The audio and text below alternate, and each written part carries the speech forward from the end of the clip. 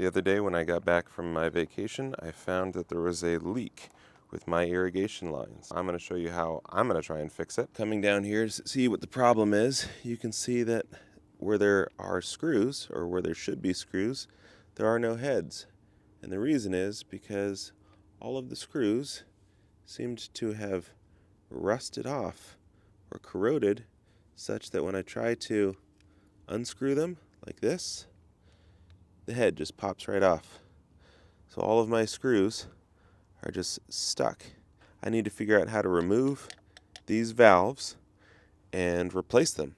Worst case scenario, I have to cut off everything on either side and re-glue them all in, but it looks like there's a thread here on these two pieces, so I'm going to see if I can just unscrew them. So that's what I'm going to try first.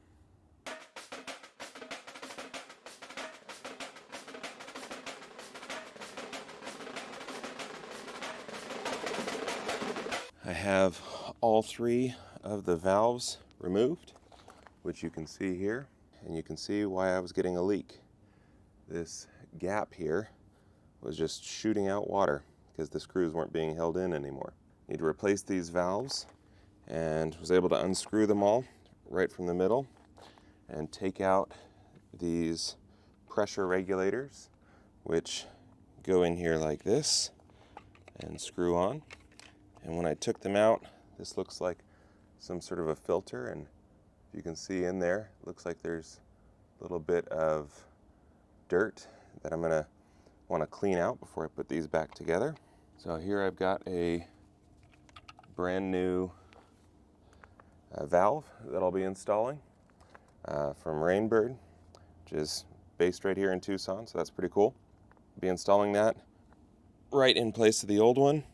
But before I do that, I'm going to take off all of these pressure regulators, clean them out, clean out the filters, just spray them down with water. This piece is glued on, and so is this piece, but this white piece is not. So I'm hoping that if I just take this piece and screw it off, what I can do is use this white piece as something of a as my variable that I can screw on and off and get this whole piece to fit back together. If I can clean this off, attach it to the new valve, and then I'll put some new plumbing tape on the threads of both sides. Should be able to screw this on and then use this piece to screw on tightly to that end. So that's the plan. I don't know exactly what I'm doing, as with everything on this channel, but we're gonna just figure it out. So I've got my new valve all screwed on to the pressure regulator with the double female connector, and I've put some of this plumbing tape on both ends. Now I'm gonna see if I can screw it on.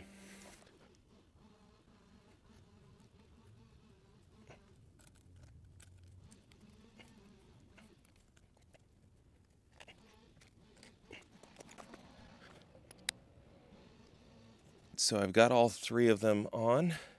The plan to just screw this connector piece worked out well, and now I just need to attach these solenoids to each of the valves, which they just screw on here, and then I'm going to grab the pressure regulators here and screw these guys on. That's nice and hand tight. Do all three of these, and once I do that, we should be able to give it a test and see if there are any leaks. Okay, last two solenoids.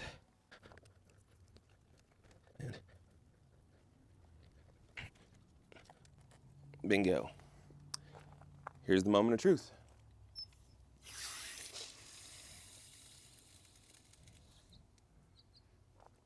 Water is on.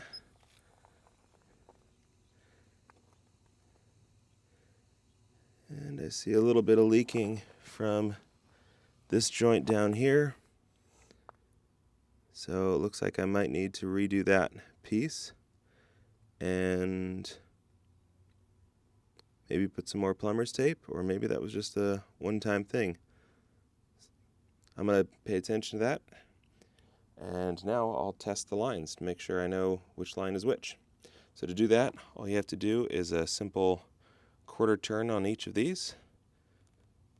So this is the solenoid that usually the electrical box controls. So now I can hear the water flowing through, and I'm going to see which line that is. I think that should be the bamboo. Just did a test, and they all seem to be working all right.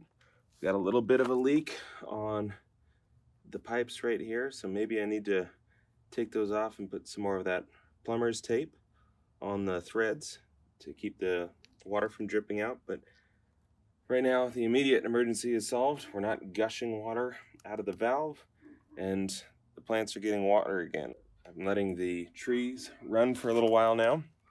And in case you're wondering how those screws became so corroded that they fell off, I think the culprit was chlorine.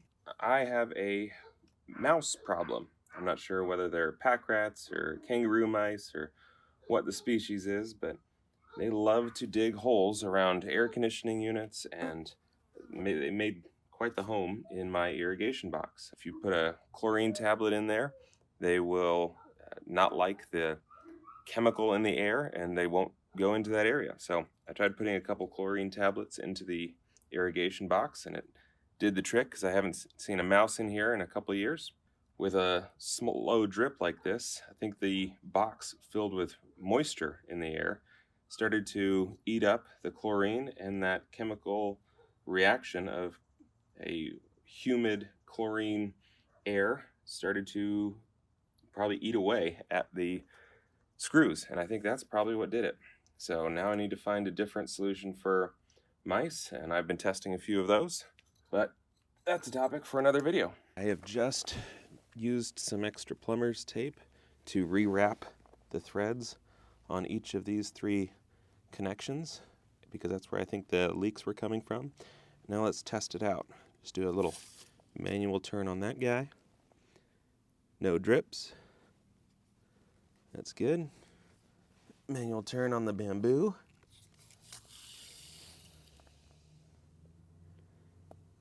Got 1 drip. It's certainly not a regular thing, which is good. And this one is for my box gardens.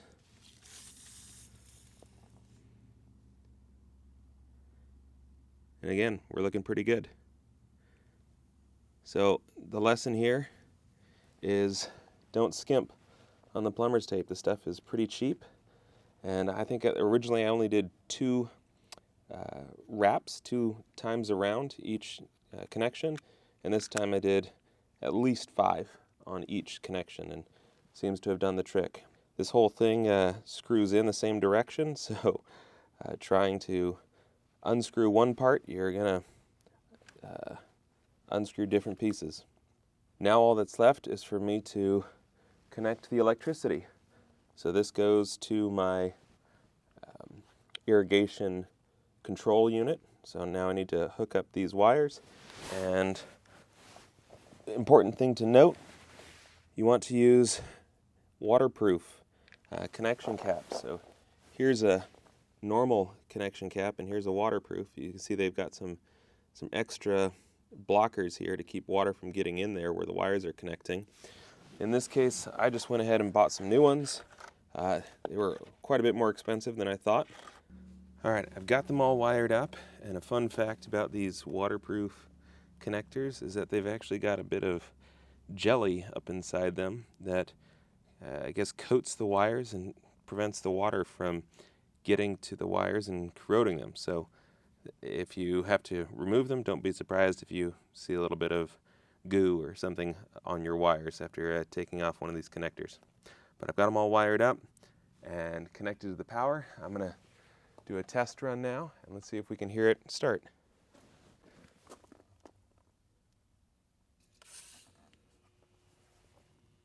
All right, That is this line here.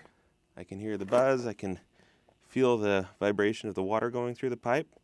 So I think we got it done. Now all that's left is to put the dirt and rocks back, and we're back in business. And here's the final product. We've got all 3 of the valves connected, got the waterproof connectors going. They're on, they're functioning. The wire goes in here up to the box.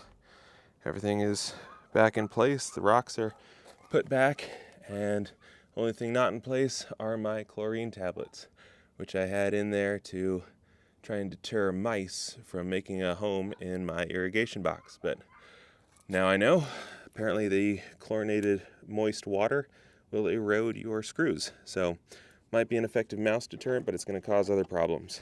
So now I'm going to look into how else I can take care of these mice. But for now, that project is done.